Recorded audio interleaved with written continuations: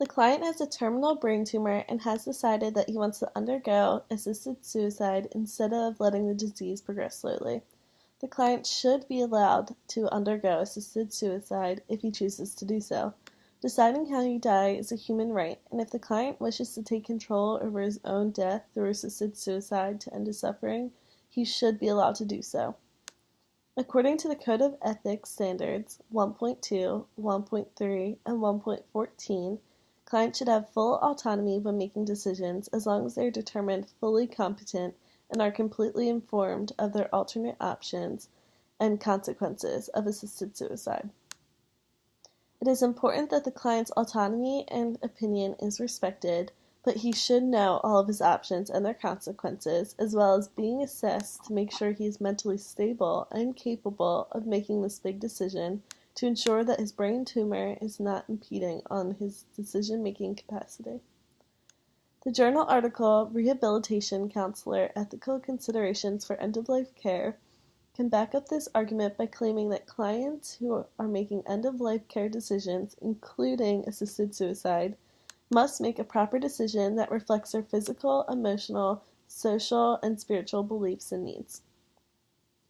In addition, it should be made sure that the client has as much autonomy as possible and that they have all the information to be fully informed, and that they are fully evaluated for decision-making capacity from professionals that are familiar with terminally ill clients.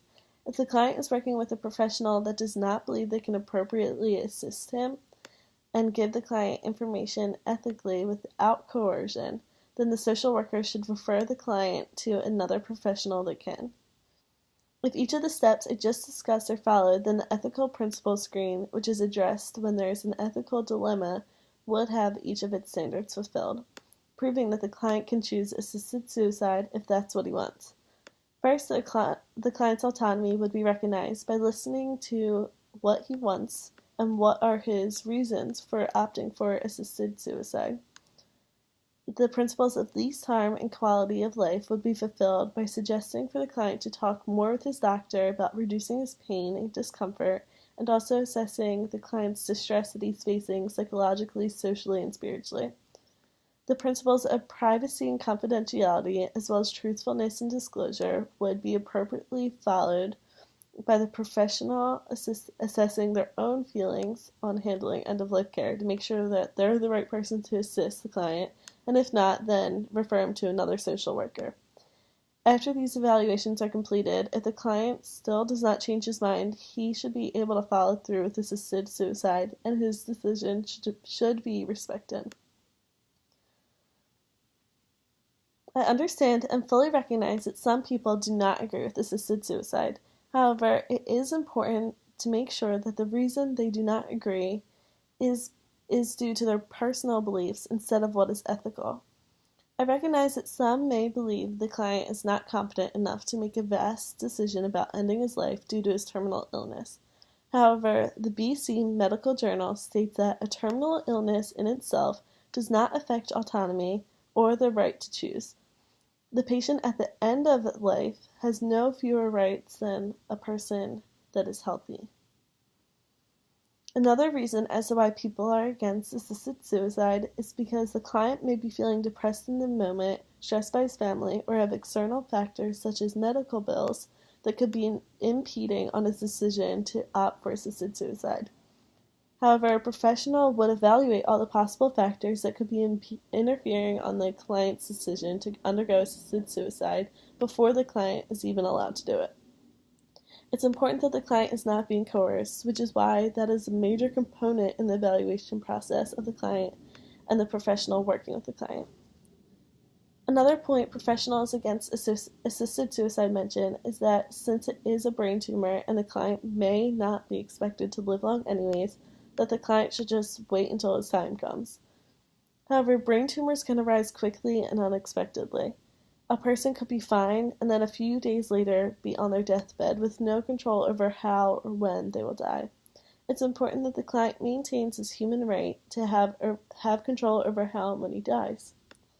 In addition, the journal article End-of-Life Care Options Series 1, the article discusses that professional assisting in suicide is clearly against their code of ethics, which is in agreement with the NSAW Code of Ethics because it advises social workers to breach confidentiality when there's foreseeable and imminent harm to a client. In this case, a professional could see that the client's voiced intention to opt for assisted suicide is foreseeable and imminent harm that needs to be stopped. However, the NSAW policy statement on end-of-life care suggests that a social worker should not promote ending a terminally ill client's life, but may discuss the client's options and the idea of death without being legally charged. The client deserves the right to talk about his decision and why he wants to undergo assisted suicide without being judged. This would allow him to receive more information on the topic with his alternate options in order for him to make an informed decision. Even though a professional should not promote assisted suicide or death in a client, they should talk to the client about it so that the client does not make a rash decision on their own without having the proper information. Lastly, a provider could also mention that the least harm principle on the ethical principles screen promotes the idea that professionals should not discuss the idea of suicide as an option to end-of-life care because suicide is irreversible, whereas the chance for a client that is terminally ill to be incorrectly diagnosed and instead live way past their prognosis. However, discussing the client's options, including assisted suicide, is much more reasonable than having the client think about it on his own and then deciding to do it with his own drugs or through another torturous way. By discussing assisted suicide with a professional, it ensures that the client would be completely assessed before making a decision, which includes the evaluation of a client's prognosis. It's important to some people that they have control over how they die or when they will die, which is the case with this client. His self-determination should be respected. The client's wish to opt for assisted suicide may be wrong to others according to their beliefs, but it's not wrong. The client knows he could die within weeks or several years, which leaves him to constantly think about the idea of death and how he wants to die. His thoughts should be deeply discussed and not be pushed to the side. The person he voices his thoughts to should respect him and guide him to the right information he needs to know in order to make an informed decision. The person should also try to prolong this process so the client has enough time to fully think about this decision before following through with the act. The longer that the person thinks about the idea of ending their life and how they want to do it may just be enough time for them to change their mind about suicide and pick an alternative. However, if he is in excruciating pain and it's medically verified that he won't be able to get that pain relieved or through medication or through alternate therapy, then he deserves the option of assisted suicide because it is not ethical to leave a person so uncomfortable if they're expected to die soon. Regardless of what the terminally ill client feels is the best decision for himself when looking at the end of his life, the client should be able to make a fully competent and informed decision. It does not matter what ethical principles the social worker feels should be upheld or overlooked. It is the professional's responsibility to make sure that the client has all the information on all of their end-of-life options and has the ability to make that decision on their own through evaluation.